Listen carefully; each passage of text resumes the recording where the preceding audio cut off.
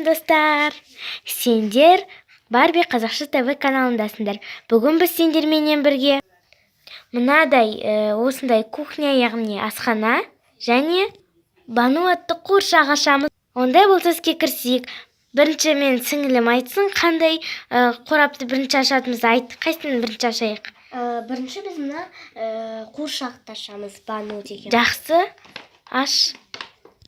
Достар, біздің қораптың ішіне мынадай осындай ойыншық қуыршақ шықты. Аяқ киімі міне, өзі міне.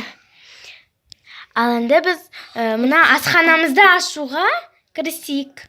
Ашпаста жатқызамыз бірінші. Мінекей.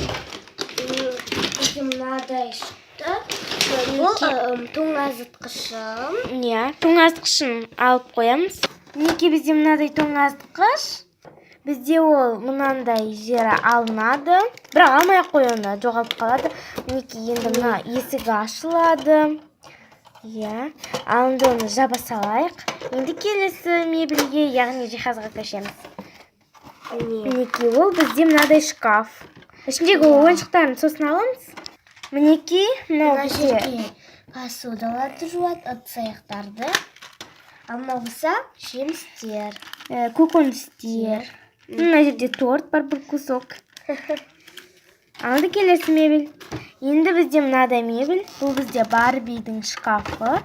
Ішіне заттар салады әртүрлі. Мында сковородка, және мында духовкасы мен дырылдайтыны бар ғой дейм, иә?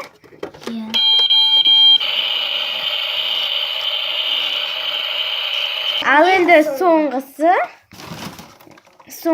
бізде мынадай ыдыс-аяқ жуатын.